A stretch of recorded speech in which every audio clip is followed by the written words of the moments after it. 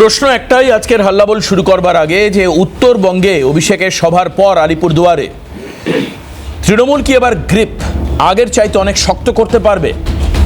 অভিষেক বন্দ্যোপাধ্যায়ের যে প্রস্তাব আজকে 5টার মধ্যে 5টাই জেতা সম্ভব হবে?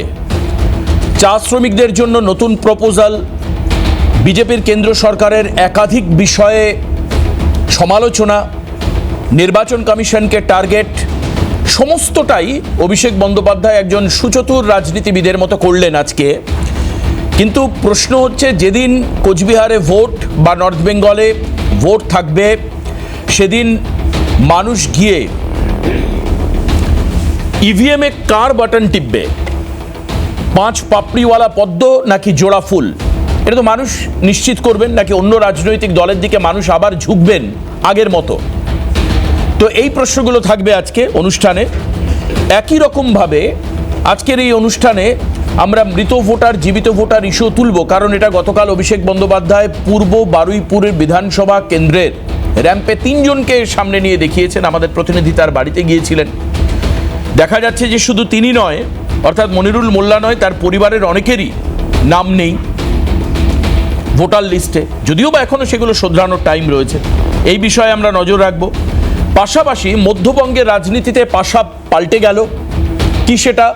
মধ্যবঙ্গের রাজনীতিতে আমরা দেখলাম আজকে তৃণমূলের রাজ্যসভার সাংসদ মৌসম বেনজির নূর তিনি বললেন যে বরকত গনি খান চৌধুরীর পরিবারের যে ধারা, সেই পরিবারের লিগাসিকে মেনটেন করবেন তিনি। কংগ্রেসে তিনি চলে আসলেন।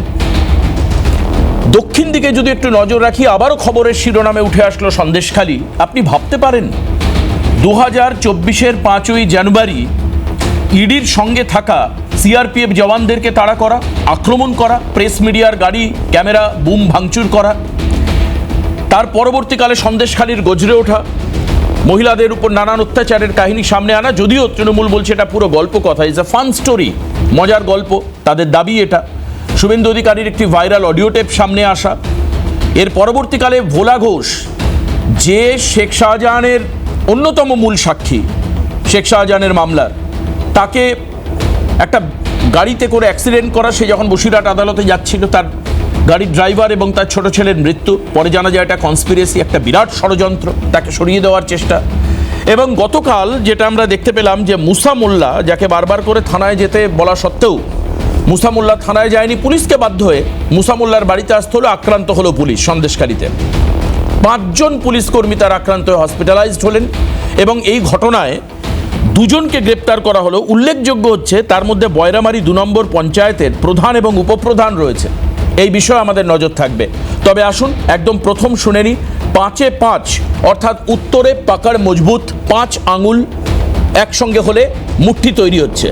মুষ্টি, it's a symbol of power, unification, United vote তৃণমূলের দিকে যেতে পারে। কি বলছেন অভিষেক, একবার শুনবো। মমতা বন্দ্যোপাধ্যায়কে চতুর্থবার মুখ্যমন্ত্রী করার লক্ষ্যে আলিপুরদুয়ারকে 5-এ 5 করতে হবে। এই আলিপুরদুয়ার সাব ডিভিশন ছিল মামাটি মানুষের সরকার জেলা করেছে। আলিপুরদুয়ারের প্রতিদানের সময় 2026-এর বিধানসভা নির্বাচন। এই নির্বাচনে যারা বিভাজনের রাজনীতি করে, বৈষম্যের রাজনীতি করে, বিচ্ছিন্নতাবাদের রাজনীতি করে বাংলাকে ভাতে মারার চক্রান্ত করেছিল, যারা বাংলার লক্ষ লক্ষ ভোটারকে আনম্যাপ করে তাদের মৌলিক অধিকার কেড়ে নিতে চেয়েছে, সেই বাংলা বিরোধী আলিপুরদুয়ার বিরোধী বিজেপিকে আলিপুরদুয়ারের ম্যাপ থেকে বিদায় দিয়ে আনম্যাপ করে পাঠিয়ে দিতে হবে দিল্লিতে। এছাড়া অভিষেক আরেকটা কথা বলেছেন, সেটা একটু শুনিয়ে নি, যে কেন্দ্র সরকার তারা জিতলে কেন্দ্র সরকার কেন্দ্রীয় প্রকল্প বন্ধ করে দেয়। রাজ্যের বিভিন্ন সঙ্গে কেন্দ্রের টাই আপে যে প্রকল্পগুলো রয়েছে, কিন্তু তৃণমূল যদি হেরে যায়, মানে বিশেষত আলিপুরদুয়ার এলাকায় তৃণমূলের গ্রিপ ততটা মজবুত নয়, সেখানে কিন্তু তারা লক্ষ্মীর ভাণ্ডার বা সামাজিক জনসামাজিক প্রকল্প প্রান্তিক মানুষের জন্য তারা বন্ধ করে না। কি বলেছেন শুনুন। बंगाल में बीजेपी हारी तो बंगाल के सारे पैसे बंद। अगर मुझे दिखा दे कि भाई अलीपुरदुआर में, कालचिनी में, कुमारग्राम में या फालाकाटा में तृणमूल हारा है और एक माँ को एक बहन को लक्ष्मी भंडार नहीं मिला है, मैं आपके सामने मुंह दिखाने कभी नहीं आऊंगा। यही फर्क है बीजेपी में और तृणमूल में। हम अलीपुरद्वार में हारे हैं, लेकिन हमारी सरकार हर महीने एक विधानसभा में लक्ष्मी भंडार देने में 5 करोड़ रुपया खर्च किया है 2021 साल से। एक महीने में अगर एक विधानसभा में 5 करोड़ रुपए का लक्ष्मी भंडार लगता है तो 5 विधानसभा में एक महीने में 25 करोड़ रुपए का विधानसभा में लक्ष्मी भंडार लगता है। अब 25 को 12 महीने के नतीजे से आप देखें कि 12 महीने में सरकार का कितना खर्च हुआ। 300 करोड़ रुपया एक साल का खर्चा हुआ। 5 साल में कितना हुआ? 1500 करोड़। हम अलीपुरद्वार में हारे हैं, लेकिन इसी अलीपुरद्वार के सभी महिलाओं को, माओं को, बहनों को 1500 करोड़ रुपया खर्चा करके हमारे सरकार ने लक्ष्मी भंडार दिया है। यही আলোচনা আসবার জায়গা তৈরি হচ্ছে এবং সেখানে দাঁড়িয়ে আজকে যারা আলোচনায় আসছেন, আমাদের আজকে যারা রয়েছেন স্টুডিওতে পরিচয় করিয়ে দিই তাদের সঙ্গে। আমাদের সঙ্গে রয়েছেন আলী হোসেন। বহুদিন পর আলিদাকে পেলাম, দীর্ঘদিনের বিজেপি নেতা। ঠিক আলিদার পাশেই রাজনৈতিকভাবে সম্পূর্ণ উত্তর মেরুতে থাকা ডক্টর কৌশিক বিশ্বাস। আমি স্বাগত জানাই কৌশিক দাকে, তৃণমূল মুখপাত্র আজকে অনুষ্ঠান উপস্থিত। আমাদের সঙ্গে বাম মুখপাত্র আশরাফুল আমিন আজকের স্টুডিওতে রয়েছে। আশরাফুলকেও স্বাগত, কারণ বামরা এবার নির্বাচন অনুঘটকের কাজ করবে নাকি তারা বিজেপি খাতে বইবে, মানে অন্ততপক্ষে তাদের টার্গেট কি এবার তৃণমূলকে সরানোর জন্য খানিকটা হলেও পদ্মমুখী হওয়া, মানে কিভাবে কি হবে ইকুয়েশনটা, সেটা আমি জানবো। পাশাপাশি চন্দন ঘোষ চৌধুরী আমাদের সঙ্গে রয়েছেন, চন্দনদাকেও আজকের অনুষ্ঠানে স্বাগত জানাই। খুব স্বাভাবিকভাবে মালদার রাজনীতিতে এবং লিগাসি মেনটেন পলিটিক্সে আজকে মৌসম বেনজির নূর কংগ্রেসে যোগ দিলেন, একদমই ঠিক। কিন্তু উনি ওনার যে মিডিয়াকে বক্তব্য, তাতে উনি বারবার বংশ পরম্পরা এই প্রশ্নগুলো, মানে প্রসঙ্গগুলো তুলেছেন। হয়তোবা এখান থেকে আক্রমণ যেতে পারে পরিবার কেন্দ্রিক রাজনীতিতে, যেটা বারবার চন্দনদাদেরকে এই সমস্যার মোকাবিলা করতে হয়, উত্তর দিতে হয়। সেটা কি আরও আরেকবার প্রকট হলো? চন্দনদার কাছ থেকে জানবো। তবে প্রথম রাখবো আলিদার কাছে যাব। আলিদা, বিজেপির বিরোধিতার বেশ কিছু জায়গা তৃণমূলের মধ্যেই প্রচারে নিয়ে এসছে। আমি 1-2 করে আপনাকে বলি। এক হচ্ছে, আজকে অভিষেক বলছেন যে বাংলার পয়সা আপনারা বন্ধ করে দিয়েছেন, মনরেগার পয়সা এবং অনেক বেশ কিছু উন্নয়নমূলক প্রকল্পের টাকা। তৃণমূলের অভিযোগ এটা যে আপনারা বাংলা এবং বাংলাভাষী বিরোধী, কারণ ভিন রাজ্যে যখন পরিযায়ী শ্রমিক নির্যাতিত হন, Trinamool Congress official press conference করে তারা সেই বিষয়টাকে ফোকাস করেন।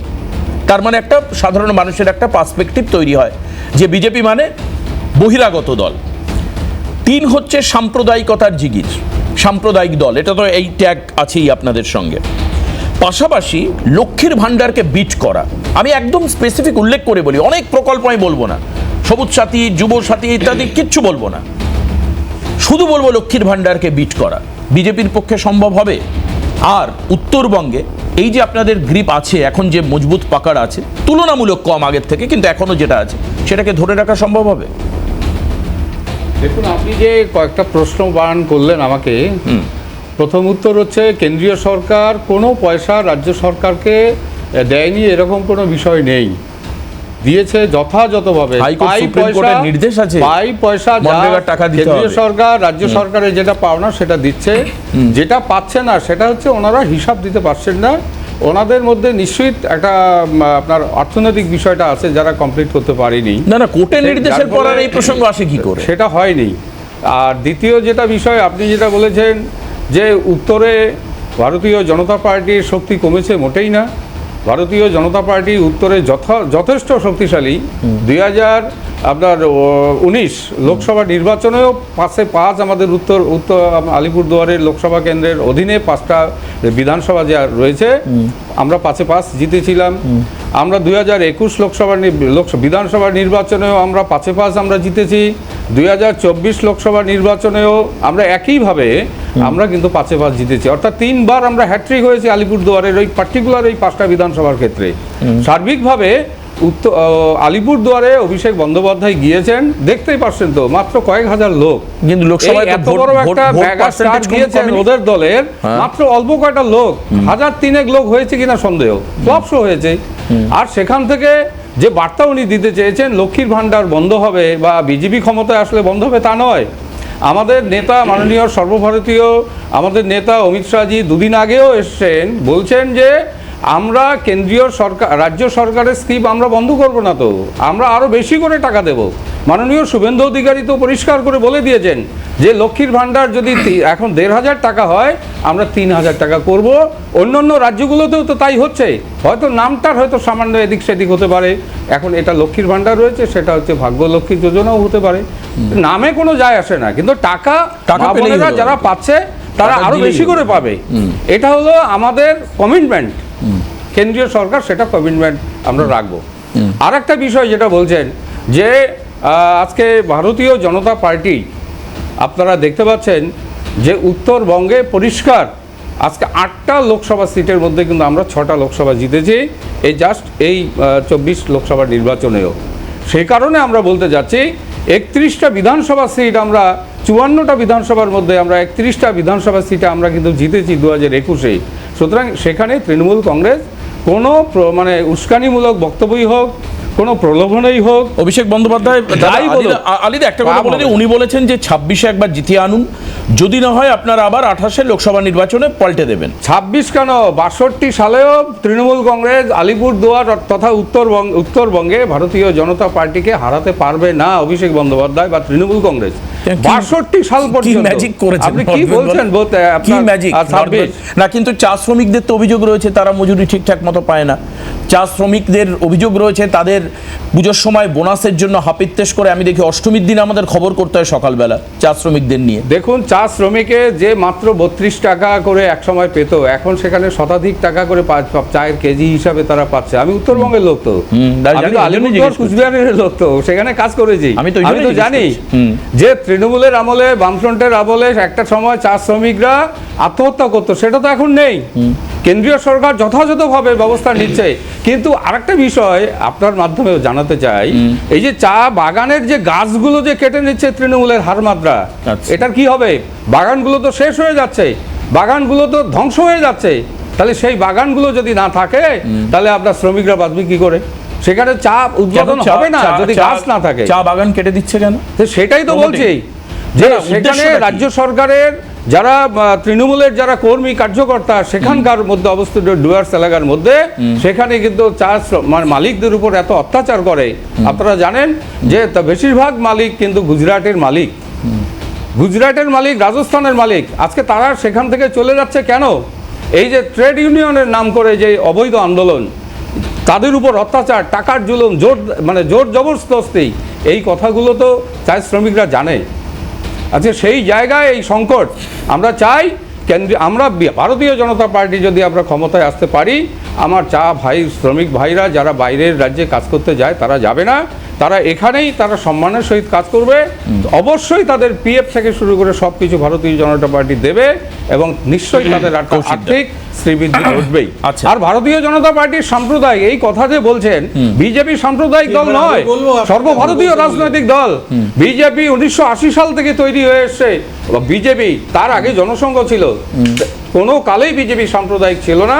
বিজেপি ছিল এমন একটা রাজনৈতিক দল, বা এখনো যেটা রয়েছে সেটা হচ্ছে সবকা সাথ সবকা বিকাশ, আমরা নিয়ে এটা চলতে চাই। এটাই হলো আমাদের উদ্দেশ্য।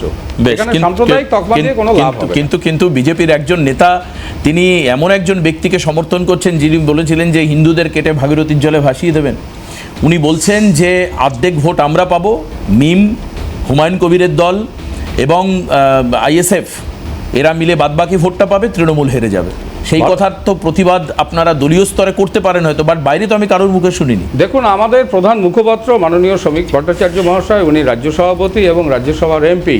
আমাদের রাজ্যসভার এমপি সাহেব, আমাদের রাজ্য সভাপতি শ্রমিক ভট্টাচার্য মহাশয়, উনি এর উত্তরটা দেবেন। আমার পক্ষে দেয়া এটা সম্ভব না। বেশ, কৌশিকদার কাছে আসবো, কিন্তু তার আগে একটা বিরতি নেব। এই যে শিল্পপতি বা যারা বিজনেস করছে তাদের উপর একটা প্রেশার রয়েছে, এটা কিন্তু বহুবার আমাদের কাছে এসছে খবরের মাধ্যমে, যে তাদেরকে বিজনেস এক্সপ্যানশনের ক্ষেত্রে বাধা দেওয়া, তাদেরকে টাকা চাওয়া, যেটা আলিদা অভিযোগ করছেন, বা ব্যবসা করতে গেলে যে সমস্ত অনুকূল পরিবেশ দরকার হয় সেটা না দেওয়া। চা বাগানগুলো কেটে নেওয়া, সেখানে লজ বা হোমস্টে তৈরি করা ডুয়ার্স অঞ্চল উনি উল্লেখ করলেন। এরকম একটা অভিযোগ আমাদের কাছে বিভিন্ন জায়গা থেকে আসে, বিশেষত বিজেপির লোকেরা করেন। কৌশিকদা তার কি উত্তর দেবেন? যদি সত্যি এরকম হয় তাহলে উত্তরবঙ্গে যে মজবুত গ্রিপের কথা, তিনবার বিধানসভা লোকসভার স্ট্র্যাটেজি ধরে তিনবার তার যে নিউমেরিক্যাল ফিগার, যে সংখ্যা, সেটা ধরে আলিদা বললেন, সেটা কি করে দাঁত বসানো সম্ভব হবে তৃণমূলের? কৌশিকদা কি বলবেন? মানে কোনো রকম গিমিক করে ভোটে জেতা যায় না, মানুষের সমর্থন লাগে। বিজেপির কি প্রবক্তা অনেকগুলো কথা বললেন, সেগুলো আমাকে একটু এক এক করে কাউন্টার করবার সময় দেবেন। এক নম্বর হচ্ছে, আজকে আমাদের মাননীয় রাষ্ট্রীয় সাধারণ সম্পাদক অভিষেক বন্দ্যোপাধ্যায়ের আলিপুরদুয়ারের জনসভায় প্রচুর পরিমাণে ভিড় হয়েছিল।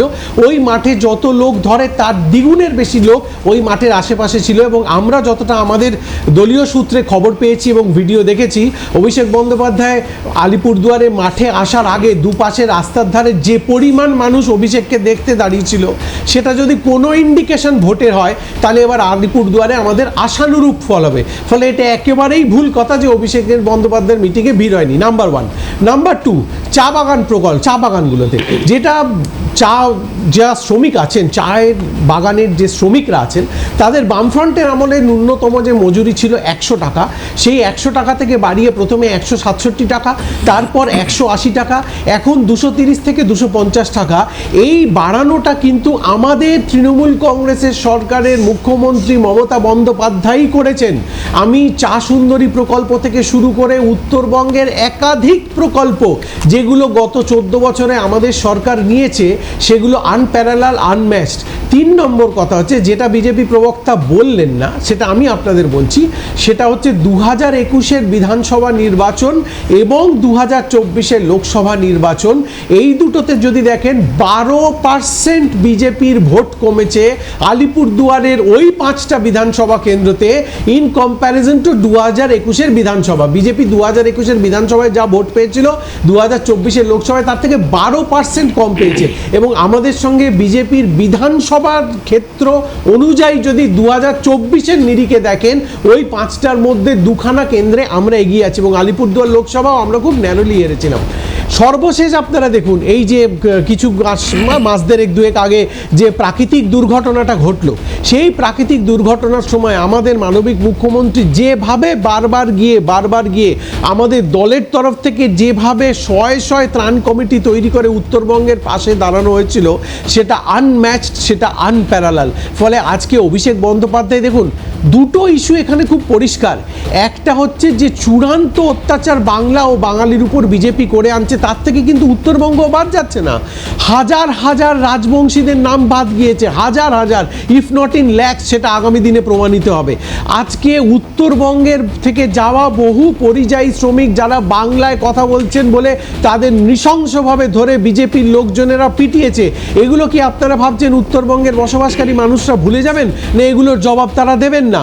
এবং তারপরে ব্যবসায়ীদের কথাটা উনি যেটা বললেন, এটা একটা সর্বৈব মিথ্যে কথা। তার সবচেয়ে বড় উদাহরণ হচ্ছে আলিপুরদুয়ারে তো বিজেপির 5 জন বিধায়ক আছে, তো এই 5 জন বিধায়ককে গত 5 বছরে একটা প্রেস কনফারেন্স করে বলতে শুনেছেন যে ওনার বিধানসভা ক্ষেত্রের অন্তর্গত কোনো চা বাগান মালিককে তৃণমূল কংগ্রেসের কেউ কোনো রকমভাবে প্ররোচিত করেছে বা উপদ্রব করেছে? বলুন, তাহলে আপনার বিধায়করা কি ঘুমন? আপনার বিধায়করা, এমপিরা নাকে তেল দিয়ে ঘুমন? তার কি দায়িত্ব নয় যে তার বিধানসভার মধ্যে কোনো ব্যবসায়ীকে কেউ যদি হুমকি দেয় তাহলে সেইটা প্রশাসনের নজরে আনা বা তার পাশে দাঁড়ানো? একটা প্রেস কনফারেন্স আমাকে দেখিয়ে দিন বিজেপির এই 5 জন বিধায়ক বা এমপি করেছিলেন। দাঁড়ান আরো 1 সেকেন্ড। ফলে আপনারা সকলেই জানেন, আমি আপনার সময় বলিনি, আপনারা সকলেই জানেন যে বিজেপির উত্তরবঙ্গের মাটি ধসে লাট হয়ে গেছে, সেটা আর 4 মাস পরে প্রমাণিত হবে। 30 থেকে 35টার বেশি সিট পশ্চিমবঙ্গ থেকে পাবে। আমি প্রেস কনফারেন্স বলবো না, আলিদা আপনারা কি বিধানসভায় বলেছেন?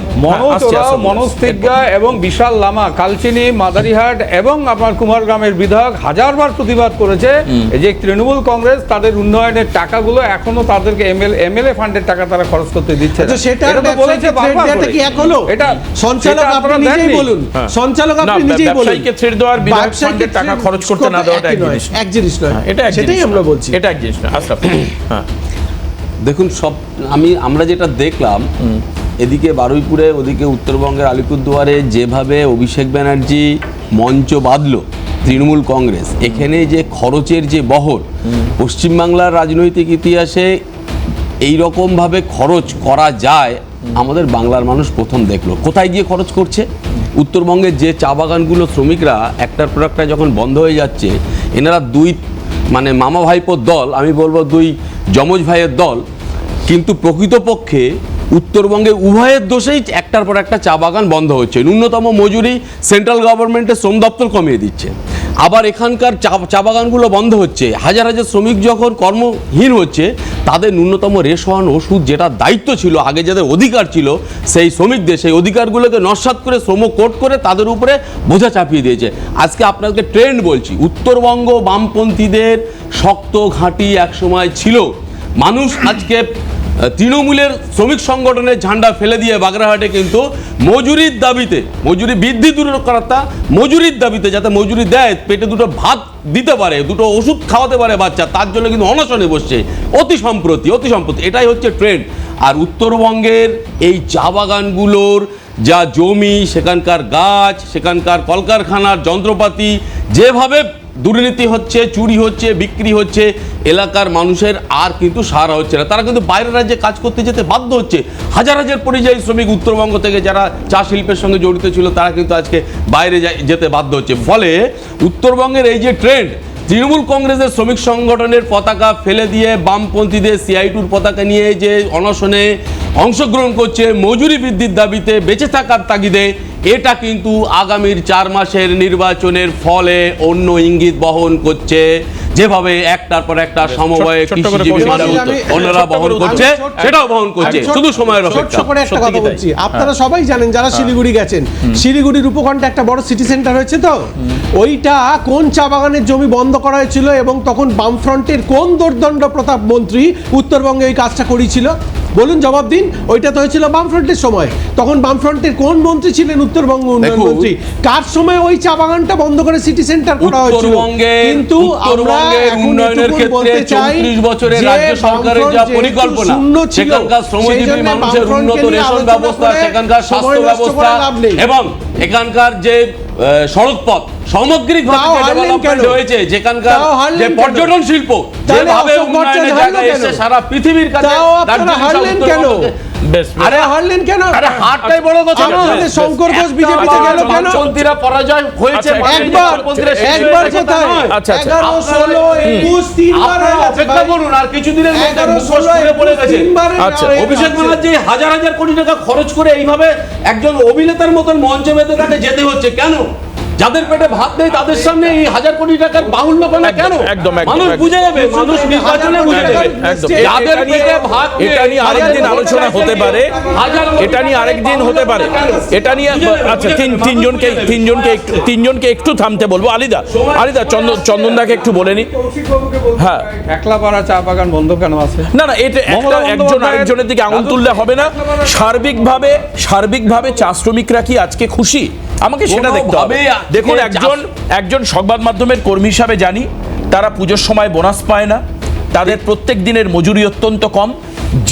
আমি তো শুনেছিলাম কেন্দ্র সরকার টেক ওভার করবে চা বাগানগুলো, সেই টেক ওভার প্রক্রিয়া কতটা হয়েছে, এই ইত্যাদি নানান প্রশ্ন রয়েছে। নির্মলা সীতারমণ অর্থমন্ত্রী থাকাকালীন উনি এসেছিলেন চা বাগানে, ওনাকে আমরা বীরপাড়া চা বাগানে নিয়ে গিয়েছিলাম, চা বাগানের শ্রমিকদের দুর্দশার কথা আমরা বলেছি। নির্মলা সীতারমণ এসেছেন, কিন্তু রাজ্য সরকার তাদের যে একটা করণীয় কর্তব্য আছে সেটা তো দেয়নি। সেটা তো গরিব মানুষ শুনবে, সেটা তো বলেছে নির্মলা চা বাগানে এসে চা শ্রমিকদের জীবনের মান উন্নয়ন করবে, আর সারা ভারতবর্ষ খুলেছে তাদের বেতন, তাদের অধিকার সব ধ্বংস করে দিচ্ছেন।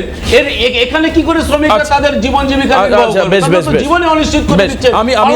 আমি আসবো চন্দনদার কাছে। চন্দনদা, আপনাকে আসতে গেলে আজকে একদম প্রথম যেটা জিজ্ঞেস করতে হয়, মধ্যবঙ্গীয় রাজনীতিতে, অর্থাৎ যেভাবে আজকে মৌসম বেনজির দিল্লিতে জয়েন করলেন, খুব স্বাভাবিকভাবেই এটা প্রশ্ন আসে যে তৃণমূলের রাজ্যসভার পদ থাকা সত্ত্বেও সেখান থেকে একটা ভাঙন কংগ্রেসকে একটা আলাদা জায়গায় নিতে পারে সম্ভাবনা। তবে আবার যেটা জয়রাম রমেশ বলছিলেন যে কংগ্রেস আভি জিন্দা হ্যায়, এই জিন্দা থাকবার সুবাদে আপনারা কি পরিকল্পনা এবং সঙ্গে উত্তরবঙ্গ ইস্যুতে যে লড়াই হচ্ছে সেখানে কংগ্রেস কি ভূমিকা নিতে পারে? একেবারে শুরুতে আমি বলি দেবাশিস, হ্যাঁ।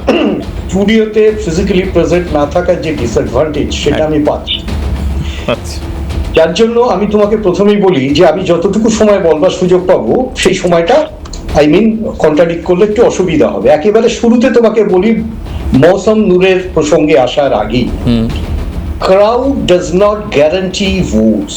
এটা তো স্বাভাবিক, আমরা ব্রিগেডে বহু সব করেছি, অনেকেই অনেকভাবে, বামেরা খুব ভালো জানে। এবং মৃত্যুর ঘন্টার কথা আমার মনে পড়ে 1992 সালে মমতা ব্যানার্জি যুব কংগ্রেসের ওই সভা এখনো লোক এক্সাম্পল করেন, কিন্তু 19 বছর লেগেছে তাকে ক্ষমতায় আসতে, তারপরেও। সুতরাং আমি কখনোই মনে করি না কত টাকা খরচার ক্ষেত্রে কংগ্রেসের থেকে এগিয়ে আছে, কিন্তু ইলেকট্রাল বন্ডে তুমি খুব ভালো করে জানো তৃণমূলের ফান্ড কিন্তু কংগ্রেসের থেকেও বেশি, প্যান ন্যাশনাল পার্টি হওয়া সত্ত্বেও। সেকেন্ড তো ঘটনাচক্রে যদি কেউ খরচার প্রসঙ্গে তোলে তাহলে সেটা আমার মনে হয় মিস ইন্টারপ্রিটেশন হবে, তাদের ক্ষমতা আছে, তারা খরচা করছেন। 2 নম্বর প্রশ্নটা হচ্ছে যে আজকে ঠিক যেখানে যে কনটেক্সটে দাঁড়িয়ে আছি, আমার কোনো অ্যাড্রেস করার দরকার নেই, আমার অ্যাড্রেস করতে হবে চা শ্রমিকদের। যে কনসলিডেশন অ্যাক্ট অফ টি একেবারে 1956 সালে তৈরি হওয়া এবং কংগ্রেসি গভর্নমেন্ট কেন্দ্রীয়ভাবে তাকে যেভাবে ড্র আপ করেছেন এবং টেল সিদ্ধান্ত শঙ্কর রায়ের মন্ত্রিসভা পর্যন্ত যে ইমপ্লিমেন্টেশন হয়েছে, তোমাকে মনে রাখতে হবে ফারাক্কা ব্যারেজ হওয়ার আগে কিন্তু ওখানে কমিউনিকেশনসটাই ছিল না, ইভেন রোডওয়েজ কমিউনিকেশন, সেটা তৈরি করা এবং চায়ের ডিস্ট্রিবিউশনের একটা বড় আঙ্গিক যে উন্নতি, তার কারণ তো সেটা, এটা তো অস্বীকার করে লাভ নেই। এখন প্রশ্নটা হচ্ছে যে এই মুহূর্তে দাঁড়িয়ে চা শিল্পের যে পশ্চাৎগমন হয়েছে তার প্রধান কারণ তো লোকাল ম্যানেজমেন্ট, যেটাকে আমরা বলতে চাই যে শুধুমাত্র উত্তরবঙ্গ নয়, একেবারে গভর্নেন্সের ক্ষেত্রে রাজ্য সরকারের ক্ষেত্রে যে ম্যানেজমেন্ট, সেটা মিসম্যানেজমেন্টের বিভিন্ন ক্ষেত্রে তার এক্সাম্পল আছে যেখানে আজকে উন্নতির ক্ষেত্রে বাধা হয়ে দাঁড়িয়েছে। আমি প্রথমত যে বাধার কথা বলবো সেটা হচ্ছে একেবারে সঠিক, চা বাগানের বিভিন্ন ক্ষেত্রে কিন্তু জমি দখল করে রিসর্ট হচ্ছে এবং এই রকম খবর আমরা প্রত্যেকে জানি, কোথায় হচ্ছে সব জানি, এটা নিয়ে মানুষের কোনো সন্দেহ নেই এবং কাদের প্রভাবে হচ্ছে। এবং এরকমও ঘটনা ঘটেছে জলপাইগুড়ি ডিস্ট্রিক্টে তৃণমূলের কয়েকজন নেতা অ্যারেস্টেড হয়েছেন ঠিক এই কারণে। আমার বলার উদ্দেশ্যটা হচ্ছে টি ট্যুরিজমের নামে বেশ কিছু জায়গায় একটা আঙ্গিক অর্থাৎ কনটেক্সচুয়াল মানি ইনভেস্টমেন্ট হচ্ছে, যেটা কমপ্লিটলি ম্যাল ফাংশনিং এবং এটা একটা বড় জায়গা যেটাকে অ্যাড্রেস করতে হবে। 2 নম্বর প্রশ্ন, টি শ্রমিক যারা আছেন, চা শ্রমিক, তারা তো স্কিলড ফর টি, তাদের যদি অন্য জায়গায় ইউটিলাইজ করা হয় সেটা করা সম্ভব না। আমাকে দেখতে হবে সেন্ট্রাল প্যাকেজ কি ছিল। আজকে আলিদা বলছেন নির্মলা সীতারামন, ডেফিনেটলি নির্মলা সীতারামন এখানে এসেছিলেন, চা বাগানগুলো ভিজিট করেছিলেন, কিন্তু যে সমস্যার কথা অ্যাড্রেস করেছিলেন যেটাকে আমরা সেন্ট্রাল টি স্কিম বলি, সেখানে কিন্তু আজও পর্যন্ত কোনো কাজ হয়নি। কেন হয়নি এটা আলিদারা ভালো বলতে পারবেন, তার কারণ জনসমর্থন আলিদাদের কাছে আছে, ভিড় যার যেখানেই হোক, টাকা যার যেখানেই থাক। উত্তরবঙ্গে অন্তত 2019 সালের পর থেকে আমরা দেখেছি উত্তরবঙ্গে বিজেপির একটা সাফল্য আছে, অস্বীকার করে লাভ নেই, তার মানে জনসমর্থন আছে। এই জনসমর্থনটা শুধুমাত্র সমর্থন হয়ে থাকবে, একদম বেসিক জায়গাতে সেন্ট্রাল অ্যাক্ট অনুসারে কিভাবে, সেন্ট্রাল স্কিম অনুসারে কিভাবে চা শিল্পের উন্নতি হবে। আজকে অভিষেক ব্যানার্জিকে ওখানে দাঁড়িয়ে স্টান্ট বক্তব্য রাখতে হবে কেন, যেখানে উনি উন্নীত করবেন 300 টাকা, একদম একেবারে যেখানে বিজেপি দীর্ঘ সময় ধরে স্ট্রং হোল্ড এবং তারা বলছেন আমরা 5টাতে 5টা বিধানসভা, সেক্ষেত্রে বুঝতে হবে বিধানসভা রেকর্ডে 4 শ্রমিকদের নিয়ে বিজেপির কি প্রপোজাল আছে। প্রতিবাদ না, প্রতিবাদ অনেকেই করতে পারেন, এটা হচ্ছে না ওটা হচ্ছে না, প্রপোজাল কি আছে, বিধায়ক হিসেবে তারা কি প্রপোজ করেছেন, কি পলিসি স্কিমিং করেছেন, যাতে মনে হতে পারে উত্তরবঙ্গের চা শিল্পের উন্নতির জন্য তারা জনদরদি, চা শ্রমিকদের জন্য তাদের দরদ আছে। সেটা হয়নি। তারপরে তো আমি রাজ্য সরকারকে স্কিম পালন করতে পেরেছেন কিনা সেক্ষেত্রে দায়বদ্ধ করব। সুতরাং আমাকে যেটা দেখার সেটা হলো যে আজকে অভিষেকের সভায় কত লোক হয়েছে স্বতন্ত্র ব্যাপার, বুঝতে হবে নির্বাচনের আগে এই ঘোষণা। সুতরাং পরিষ্কারভাবে বুঝিয়ে দেওয়া হচ্ছে এটা নির্বাচনের কারণে, অর্থাৎ এটাকে জেনারেলাইজ করলে হবে না।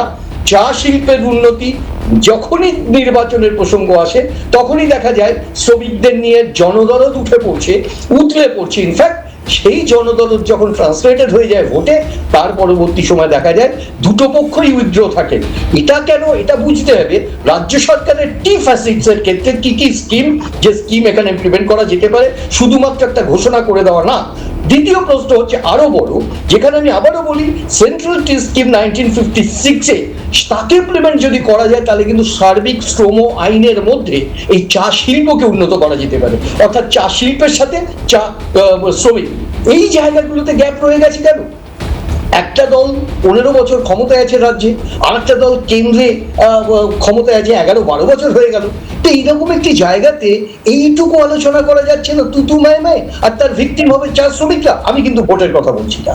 এবার দ্বিতীয় প্রশ্ন তোমার এখানে আসি, আমি পরিষ্কারভাবে বলি, মহসিন নূর স্বাগত, কংগ্রেস একটা লেগেসি, সেই লেগেসিতে কেউ যদি আবর্তিত হতে চান সবসময় ওয়েলকাম, এবং তিনি এসছেন। আগামী দিন দেখা যাবে তিনি কংগ্রেসের নির্দেশ পালন করবেন, সেই নির্দেশ পালন করে তাকে কংগ্রেসই রাজনীতি, কংগ্রেসই ঘরানার মেয়ে, তিনি রাজনীতি করবেন, তাকে স্বাগত। সাথে সাথে আবারও কংগ্রেস পরিবারে তার জয়েন, আর সেখানে তাকে কংগ্রেসকে মান্যতা দিয়ে, কংগ্রেসের নির্দেশকে মান্যতা দিয়ে তাকে আগামী দিন দল করতে হবে, যে দায়িত্ব দল দেবেন সেটা তাকে পালন করতে হবে, এটা আমরা আশা করতে পারি। আমি এই পর্যন্ত এখানে বলতে পারি একজন মুখপাত্র হিসেবে। কিন্তু তোমাকে আমি প্রধানত যে কথাটা বলবো সেটা কিন্তু বাস্তব ক্ষেত্রে তুতু ম্যায় দিন শেষ করতে হবে। চিৎকার করে টেলিভিশনে বসে সমস্যার সমাধান হবে না, সমস্যার সমাধান চা বাগানের মাটিতে বুঝতে হবে যারা ভোট একদম। আমি জাস্ট ছোট্ট করে আলিদার থেকে নেব। আলিদা, এই যে সেন্ট্রাল প্ল্যান বা প্রজেক্ট এবং সেটাকে ইমপ্লিমেন্ট করা শুধুমাত্র অনবুক বা কপিতে না রেখে, এই ব্যাপারে সত্যিই তো তাই, আপনাদের দীর্ঘদিন ক্ষমতায় রয়েছেন, নর্থ বেঙ্গলে আপনাদের পাওয়ার বেশি রয়েছে, জনসমর্থন বেশি রয়েছে, সেখানে দাঁড়িয়ে আপনাদের এই ভাবনাগুলো, মানে আজকে যদি এই যে ভোট কমার কথা বললেন, আমার কাছেও তথ্য রয়েছে যে ভোট লোকসভায় কমেছে আপনাদের। গত আপনারা 19-এ যা ভোট পেয়েছিলেন তার থেকে প্রায় 11.65% মতো ভোট, যতদূর আমার মাথায় আছে, এটা হচ্ছে কমেছে নর্থ বেঙ্গল। এটা তো ভয়াবহ কম। 100 জনের মধ্যে 12 জন আপনাদের থেকে মুখ ফিরিয়ে নিচ্ছে। সেখানে কেন কেন্দ্র সরকার পাচ্ছে না তাদের প্রভূত ক্ষমতা থাকা সত্ত্বেও এবং সেন্ট্রাল প্রজেক্ট থাকা সত্ত্বেও চা বাগানগুলোকে প্রাণ দিতে? দেখুন, 2021 বিধানসভা ক্ষেত্রে যদি আসুন আর লোকসভা ক্ষেত্রে যদি আসুন, দুটোই দুরকম ভোট হয়। আমরা সবাই জানি, জগৎ জানে, সমস্ত মিডিয়ার ডিপার্টমেন্ট সবই আমি জানে। ভোটের কথা বলছি না, সেই জন্য বলছি না, কেন কমলো 12% কমলো, তার কারণ আছে তো। 2026 বিধানসভায় আসুন, কমসে কম 24% আমরা বেশি। না না, সেটা হাইপোথেটিক্যালি কি হবে না হবে আমি সেটা, সেই জন্য বলছি শ্রমিকদের জন্য আপনাদের কেন্দ্রীয় শ্রমিকদের জন্য দেখুন, আমাদের দেশের প্রধানমন্ত্রী গরিব মানুষ ছিলেন, তিনি চা বিক্রি করতেন, আর তার বাবা চা বিক্রি করতেন। চা শিল্প কি করে ডেভেলপ করতে হয় সেটা আমরা জানি। আজকে দক্ষিণ ভারতের চা শিল্প যদি এগিয়ে যেতে পারে, তাহলে উত্তরবঙ্গের চা শিল্প এগিয়ে যাচ্ছে না কেন? এর জন্য আরিদা, এক্ষেত্রে একটা ভয়াবহ প্রশ্ন আসবে যে আপনাদের এই যে টাকা বঞ্চনার যে অভিযোগ কৌশিক দ্বারা করেন, যে এখানে ডবল ইঞ্জিন সরকার নয় বলে আপনারা টাকা আটকে রাখছেন, এ তো আপনি কম বেশি তাই বললেন যে তা নয়, আমরা জানি, সব জানি, কিন্তু আমরা এখানে করছি না। রাজ্য তাহলে কি ক্ষমতায় সরকারের বিধানসভায় আসছেন না তাই করছেন? রাজ্য সরকারের অনীহার এই চা বাগানগুলো কেন্দ্রীয় সরকারের অধীনে আসুক, তার জন্য রাজ্য সরকারের সাপোর্ট দরকার।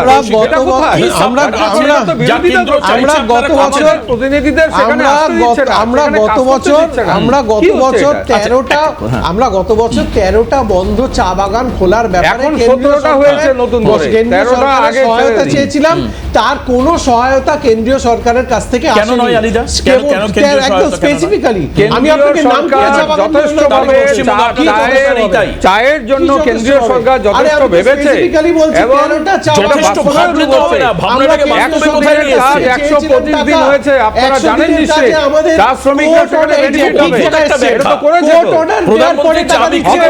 চা শ্রমিকদের উন্নতির আলিদাকে বুঝিয়ে দিতে হবে না, অদ্ভুত যুক্তি।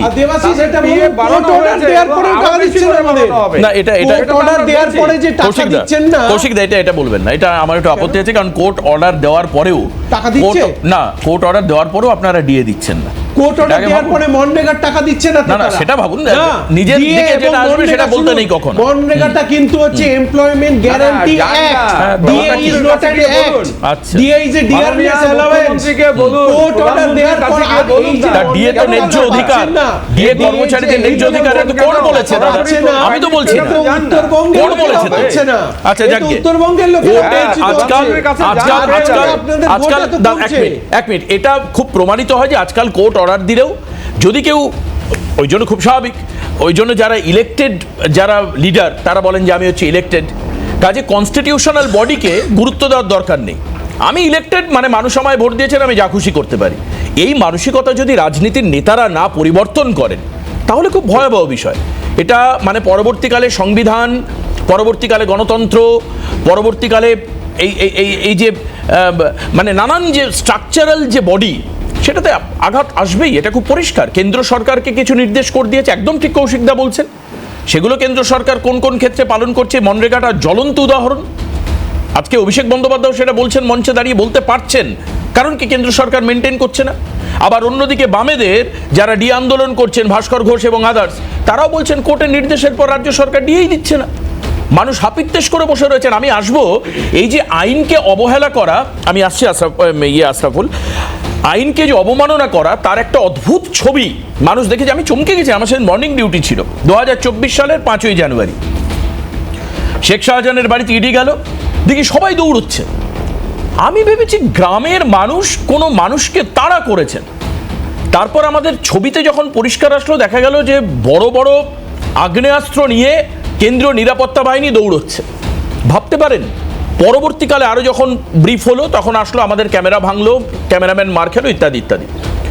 এর পরের ঘটনা কি, ভোলা ঘোষকে মানে লরি দিয়ে পিষে মেরে ফেলার চেষ্টা করা সন্দেশখালীতে।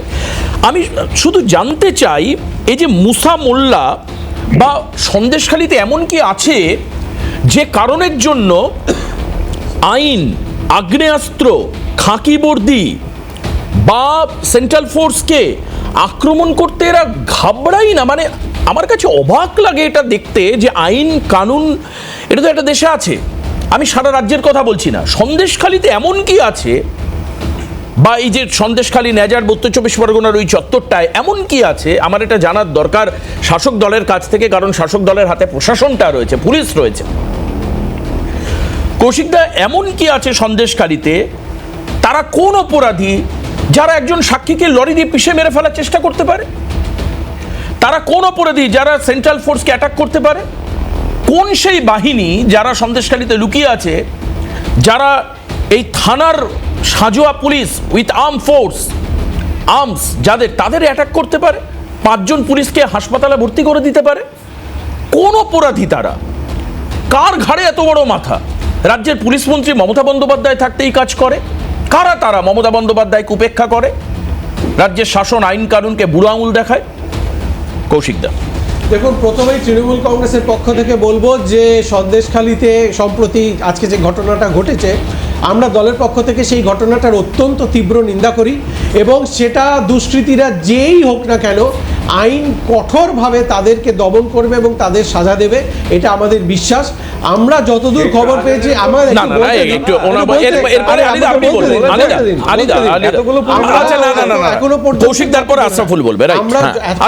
এখনো পর্যন্ত আমরা যতদূর খবর পেয়েছি, এই ঘটনাটার জন্য পুলিশ 9 জনকে গ্রেফতার করা হয়েছে। 2 নয়, 9 জনকে গ্রেফতার করা হয়েছে। আমি 2 তো বলিনি, 9ই করেছেন। 9 জনকে গ্রেফতার, 9 জনের মধ্যে 2 জন, আপনি ওই 2 কথাটা বললেন, আমাকে আবার চট করে একবার মাথায় একটা অ্যান্টেনা খাড়া হয়ে গেল। এই 2 জন হচ্ছে পঞ্চায়েতের প্রধান, তৃণমূল পরিচালিত, বয়রামারি পঞ্চায়েতের প্রধান এবং উপপ্রধান। এটাই কিন্তু প্রমাণ করে যে তৃণমূল কংগ্রেসের আমলে প্রশাসন কতটা স্বচ্ছতার সঙ্গে কাজ করে। সে যদি শাসক দলের হয়, তাকে কোনো রকম ছাড় দেওয়ার প্রশ্নই নেই। যে দলেরই আমি পুলিশের ভূমিকা নিয়ে চাইবো, ভোলা ঘোষ ইস্যুতেও পুলিশ গ্রেফতার করেছে, অতি দ্রুত তাদেরকে সাজা দেওয়া হোক, সাজা দেওয়ার ব্যবস্থা করা হোক, এবং প্রশাসন এই ক্ষেত্রে কঠোর হতে ব্যবস্থাটা দমন করবে। আমরা দলের পক্ষ থেকে এই ঘটনা তীব্র নিন্দা করি, কিন্তু এট দ্য সেম টাইম আর একটা কথাও, 2000 টাকার বিনিময়ে কারা সাদা কাগজে কি লিখছিল, তারপরে কি সেটা প্রমাণিত হয়নি? তখন সন্দেশখালীর নামে চক্রান্ত করে সারা পশ্চিমবঙ্গকে চক্রান্তটা যে বিজেপি করেছিল, সেই বিজেপিকেও আজকে জবাব দিতে হবে যে এই ঘৃণ্য চক্রান্তগুলো তারা কেন করছে। আমি বিজেপি যদি কোনো ঘৃণ্য অপরাধ করে, কোনো কনস্পিরেসি করে থাকে, সেটা অন্য ইস্যু, সেটা বিজেপি জবাব দেবে। কিন্তু আমাদের সাধারণ চর্মচক্ষুতে যেটা দেখি, যে কিছু অপরাধী, দুষ্কৃতী, ক্রিমিনাল, তারা সন্দেশখালীতে লুকিয়ে আছে। কৌশিকদা, আপনি স্বীকার করুন না করুন, যারা আইনের ব্যবস্থা মানতে চায় না, আপনি এর থেকে আর পরিষ্কার কি শুনবেন? যারা আইন কানুন, পুলিশ প্রশাসনকে কেয়ার করে না, বদার করে না, তারা কারা? আমার প্রশ্ন এটা ছিল। রাজ্য সরকার ব্যবস্থা নিচ্ছে না, পুলিশ ব্যবস্থা নিচ্ছে না, একবারও বলিনি। ভোলা ঘোষের ক্ষেত্রেও পুলিশ গ্রেফতার করেছে, যে অপরাধী আজকেও গ্রেফতার করেছে। আশরাফ, আচ্ছা, এই প্রশ্নের উত্তরের আগে শুধু একটা প্রশ্ন, আগের কথাটা আমি বলবো, কারণ 100 দিনের কাজ নিয়ে যে কথা হচ্ছিল, কোর্টের নির্দেশে আমাদের সারা ভারত ক্ষেত মজুর ইউনিয়নের নেতৃত্বে এই আইনি লড়াইটা হচ্ছিল। কোর্টের নির্দেশ দেওয়ার পরেও কিন্তু এখনো কাজটা চালু হয়নি। প্রশ্ন একটাই, কেন পশ্চিমবাংলার সাধারণ গরিব মানুষকে ঠকিয়ে টাকা দেওয়া হচ্ছে না? আর যারা চুরি করেছিল তাদেরকে এখনো পর্যন্ত গ্রেপ্তার করা হয়নি কেন? তারা কি মানে বিজেপির এবং তৃণমূলের মধ্যে যে গোপন আঁতাত, এটাই কি প্রমাণ করে না? এটা একটা প্রশ্ন। 2 নম্বর যে সন্দেশখালীর কথাটা বলছি, সত্যের অপলাপ কিভাবে করতে হয় তৃণমূল কংগ্রেসের মুখপাত্রদের থেকে শিখতে হবে সারা পৃথিবীর মানুষকে। আমি বলছি যে এখানে এই যে মুছা মোল্লা, এর আগে যে তার যে নেতা ওখানকার শেখ শাহজাহান সহ ইন্টার বয়ারমারি 1-2 পঞ্চায়েত, হাটগাছি বা সরবেড়ি আগারহাটি যে পঞ্চায়েত এলাকায় যে তীব্র সন্ত্রাস, সেই এলাকার তৃণমূল নেতারা কি জানে না?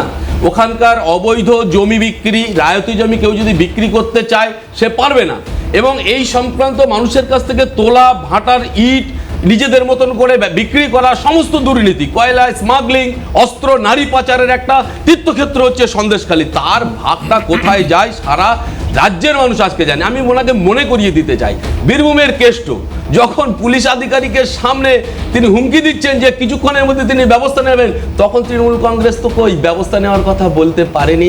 এছাড়া আরও অর্জুন সিং যখন তৃণমূল কংগ্রেসের ছিল তখন পুলিশের উপরে যখন কটু কথা বলছে, কই তার বিরুদ্ধে তো ব্যবস্থা নেওয়ার কথা বলতে পারেনি। আজকে তৃণমূলের মুখটা ওখানে খুলে বেরিয়ে গেছে, তার হিংস্র হায়না রূপটা বেরিয়ে গেছে বলে আজকে নিজেকে সাধু সাজার জন্য শুধু পুলিশ প্রশাসনের নজর যারা কম্পাল রাখতো তারা কি করতো? আপনি মেদিনীপুরে সুশান্ত ঘোষ কি করতো?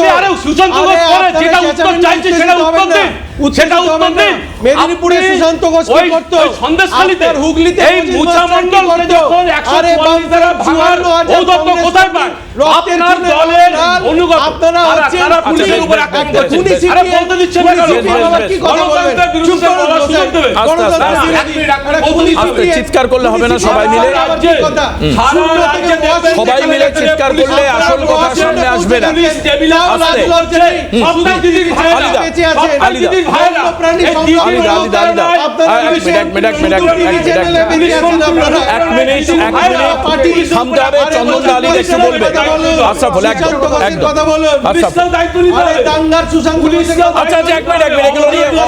আলোচনা করে লাভ নেই, থামতে হবে একটু দুজনকে।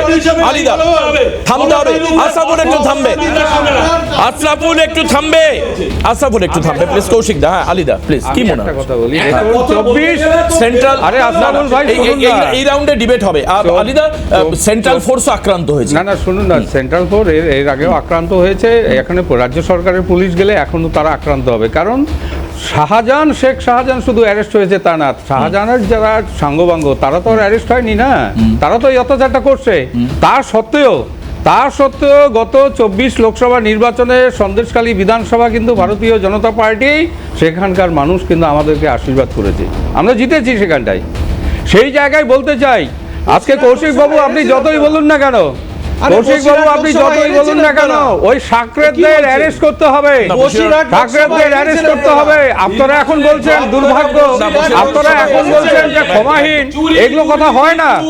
আমরা যেটা বলতে যাচ্ছি আজকে সন্দেশকালীন মানুষ প্রতিবাদী, তারা প্রতিবাদ করবে, এই সমস্ত জঘন্য অত্যাচারের বিরুদ্ধে প্রতিবাদ করবে। এখানে ভারতীয় জনতা পার্টি আর 4 মাস পরে ভারতীয় জনতা পার্টি রাজ্যে ক্ষমতায় আমরা আসছি। সন্দেশখালীর যাবতীয় যে সমস্যা, এই সমস্ত দুর্বৃত্তায়ন যেখানে চলছে, সেগুলো সম্পূর্ণরূপে নির্মূল হবে। সুশাসন কাকে বলে সেটা আমরা ভারতীয় জনতা পার্টি দেব, নিশ্চিত থাকুন, আপনারা নিশ্চিত থাকুন। নিচে নামবেন, এর আগে চন্দনদা, আমার উত্তরপ্রদেশের খুব সম্ভবত উনি বিকাশ দুবে, উত্তরপ্রদেশের এক অপরাধী, তাকে গ্রেপ্তার করতে গিয়েছিল পুলিশ, ছাদের উপর থেকে পুলিশ ফায়ার করে এবং পুলিশকে লক্ষ্য করে ফায়ার করে, 9 জন পুলিশকর্মী স্পট ডেড হয়ে যায়। আমার যদি ভুল না হয়, তথ্য ভুল হলে আমায় মার্জনা করে দেওয়া, আমার যদ্দূর মাথায় আছে। এরপরে পুলিশ কিন্তু তুরন্ত অ্যাকশন নেয়, বিরাট পুলিশ বাহিনী ঘিরে ফেলে এবং বিকাশ পরে গাড়ি অ্যাক্সিডেন্ট দেখানো হয়, কিভাবে মারা গেছে আমরা জানি না। একদম রাস্তায় গাড়ি অ্যাক্সিডেন্টে থেতলে মরে যায় বিকাশ, পুলিশের গাড়ি পাল্টে যায়। এবং আমার কথা হচ্ছে, একটা প্রম্পট অ্যাকশন যদি না নেওয়া হয় আইনে, প্রশাসনে, তাহলে তো অপরাধ মনস্কতা আস্কারা পাবে। ঠিক যে ছবিটা সন্দেশখালী বারবার রিপিটেডলি, একবার দুবার নয় চন্দনদা, 3 বার 4 বার করে এটা প্রমাণ করছে, এটা কার ব্যর্থতার জন্য হচ্ছে? দেখো, তুমি একেবারে শুরুতে যে প্রশ্নটা তুলেছিলে, আমি তোমাকে পরিষ্কারভাবে বলবো, ক্রিমিনোলজির একটা সত্য একেবারে সার্বজনীন, সেখানে হচ্ছে ক্রিমিনালস আর নট কনভিন্সড। মানে তুমি যে প্রবণতার কথা বলছো, তুমি তাদের কোনো কনভিকশনে যেতে পারবে না, তাদের বুদ্ধা বা বোধ বুদ্ধিতে তারা ক্রিমিনাল নয়, কারণ তারা ক্রিমিনাল হিসেবে বা ক্রাইম করবার জন্য অ্যাবেটেড, উস্কানি। আমি তোমাকে একটা কথা বলি, সন্দেশখালী মূল কেন্দ্রটা কবে এলো? যখন শাহজাহানের ওই ব্যাপক রকম ব্যাকলাশ করেছিল যেটা কেন্দ্রীয় বাহিনী, ঠিক তখন শাহজাহানকে গ্রেপ্তার করতে যাওয়ার আগে। ঠিক ওর পর থেকে তুমি যদি পরম্পরা দেখো, অর্থাৎ ওই অমিত শাহজির সেই ক্রোনোলজি, এই শব্দটা আমার বারবার মনে পড়ে, তুমি বারবার একটা জিনিস দেখতে পাবে, ক্রোনোলজিক্যালি কি কি ইভেন্ট তৈরি হয়েছে।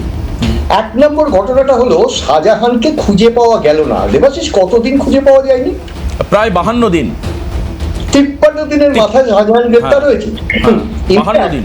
তার আগে 52 দিন তো 53rd ডেতে গ্রেপ্তার হয়েছে। 53rd ডেতে গ্রেপ্তার, একদম একদম ঠিক। তোমাকে কেন বলি, আমরা বহু শো করেছি শাহজাহান কোথায়, শাহজাহান কোথায়, 53 দিনের মধ্যে।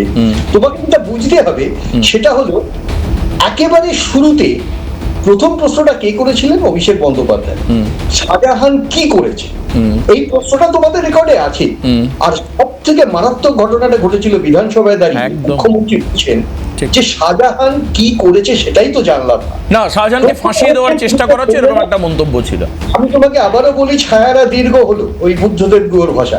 আমি তোমাকে বলছি, তুমি তো ছায়া দেখছো, ছায়াদের দীর্ঘতা তো দেখছো না। এই দীর্ঘ হওয়া ছায়া কারা? যখন গঙ্গাসাগরে দাঁড়িয়ে মুখ্যমন্ত্রী ঘোষণা করছেন, সেই সময় শাহজাহানকে গ্রেপ্তার করতে হবে, এই রাজীব কুমারজি তখন ডিজি, তিনি বললেন শাহজাহানকে গ্রেপ্তার করব আমরা 24 থেকে 48 ঘন্টা সময় নিচ্ছি। ঘটনাচক্রে উনি সে গ্রেপ্তার করতে পারেননি। 53 দিনের মাথায় যখন সরকারের কাছে ও আত্মসমর্পণ করেছে, তখন সরকার তাকে গ্রেপ্তার করেছে, কারণ that was the conditional demand. আমি তোমাকে এখানে বলে শেষ করি, সন্দেশখালী যে ঘটনাটা, সেই ঘটনার পিছনে কি আমরা বুঝতে পারি। আবার এট দি সেম টাইম উল্টো দিকে দাঁড়িয়ে সন্দেশখালীতে যে ছবি আঁকাগুলো হলো, সেগুলো কোথায়? কারা ওখানে অ্যাপয়েন্ট করবো? কারা ওখানে রাজনীতি করতে গেল? কারা ওখানে রাজনৈতিক সূত্র ধরতে গেল? সেটা করতে গিয়ে দেখা গেল আলটিমেটলি সেখানে ওই তুতু ম্যামের খেলাটা হলো একদম। এবং সন্দেশখালীর মানুষের যে একটা কালেকটিভ আন্দোলন ছিল, সেটাও ঠিক ফর্ম করতে পারলো না হয়তো, তাহলে অপরাধীদেরকে দূর করা যেত। আমি ক্ষমা চেয়ে নিচ্ছি, কৌশিকদার কাছে আমার হাতে সময় নেই, আলিদার পাল্টা উত্তর নেওয়ার মতো আমার হাতে সময় নেই, আমি সময়ের কাছে দায়বদ্ধ। অবশ্যই পরের দিন আসলে সন্দেশখালীতে কি করে অপরাধ মনস্কতা এখনো পর্যন্ত ধিকি ধিকি ছাইচাপা আগুনের মতো জ্বলছে, সেটা জানতে চাইবো, অবশ্যই জানতে চাইবো। একদিকে ধন্যবাদ জানাই আশরাফুলকে, তার কারণ হচ্ছে নিরাপদ সর্দার আওয়াজ তুলেছিলেন। আবার অনেকেই বলেন শেখ শাহজাহানের জন্ম বামেদের হাত ধরে। যাই হোক, তার উত্তর নিতে পারবো না, ল্যাপেল খুলেই ফেলেছে আজকে। যাই হোক, আজকে এখানে আমরা শেষ করব। সবাই ভালো থাকবেন। অনেক ধন্যবাদ জানাই আলিদাকে, কৌশিকদাকে, আশরাফুলকে এবং চন্দনদাকে। নমস্কার। আমি একাধিক